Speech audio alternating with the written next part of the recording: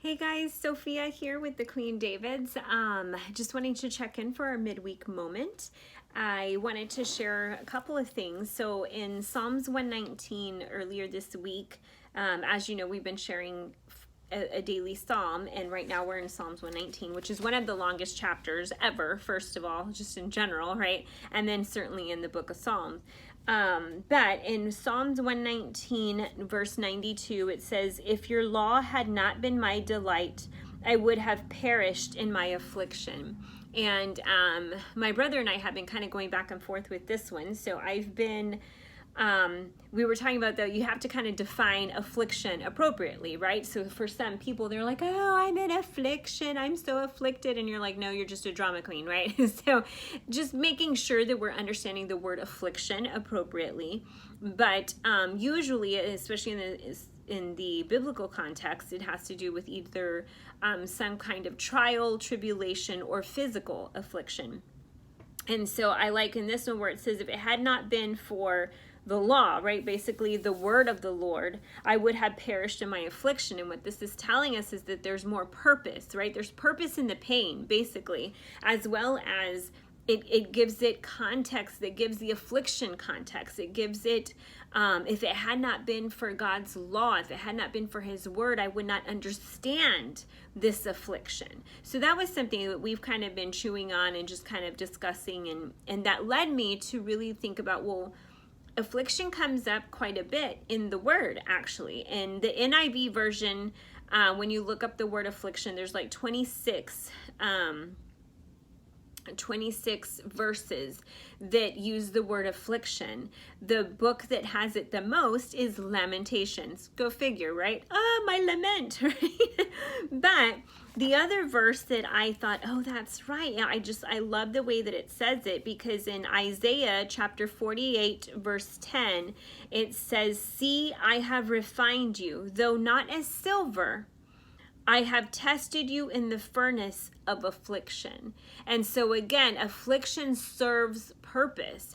So I've been having to really, really remind myself about that. The fact that there is purpose in the pain, first of all, as well as the fact that the Lord speaks to us through that affliction. Now, there's also, right, reminding ourselves that it doesn't mean that every single affliction that comes our way is necessarily from God. Now, does God allow things to happen? Yes. But do we also wind up in affliction sometimes because of our own doing? Absolutely. There's consequences.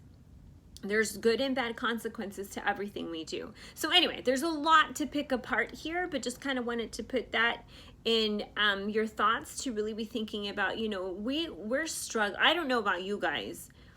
I'm in a season of struggle.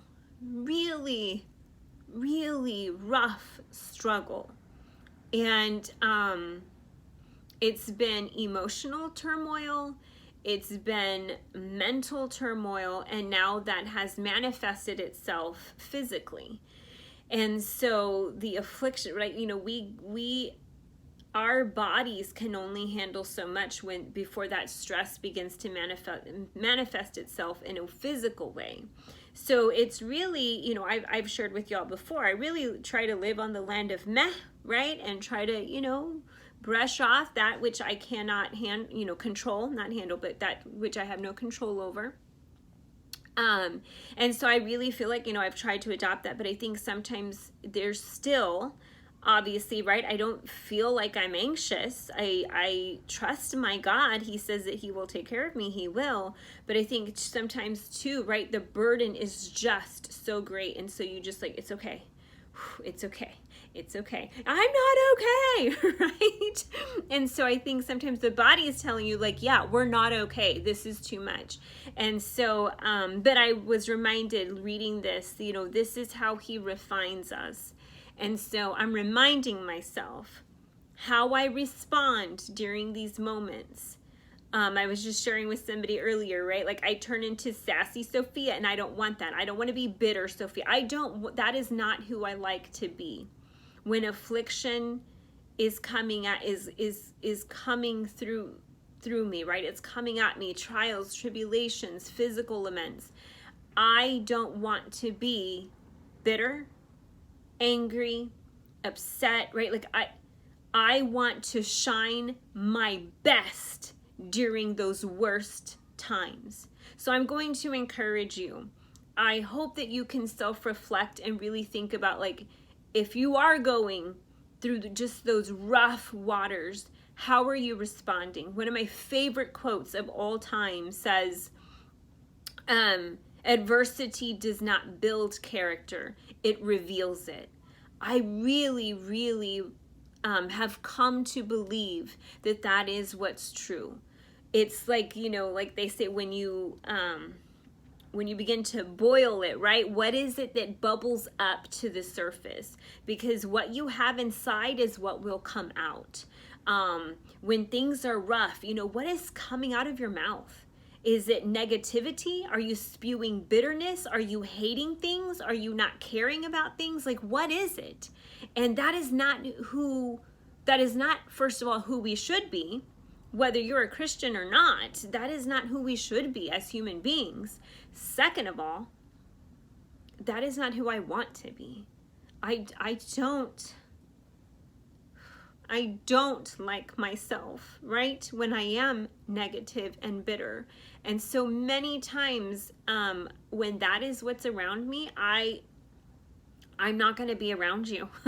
If that is what you spew, I can't have that being part of my spirit. And so, again, we've talked about that too. Are you the negative person? But I think now looking on the other side, right, when we're going through those rough waters, Lord, guide me, right? Guard my heart. This is when I need to shine the most. This is when I need to be the ambassador for Christ that I know I can and should be. And so I would just encourage you today, do not lose heart. God says there's purpose in the pain. I understand that it's painful. Believe me, I understand that it's painful. But there are better days coming, and God has a plan for it. He is going to reveal to you the possibilities. And I hope that you find that even though the path is a rough one, the view at the top is going to be amazing. Love you guys. Bye.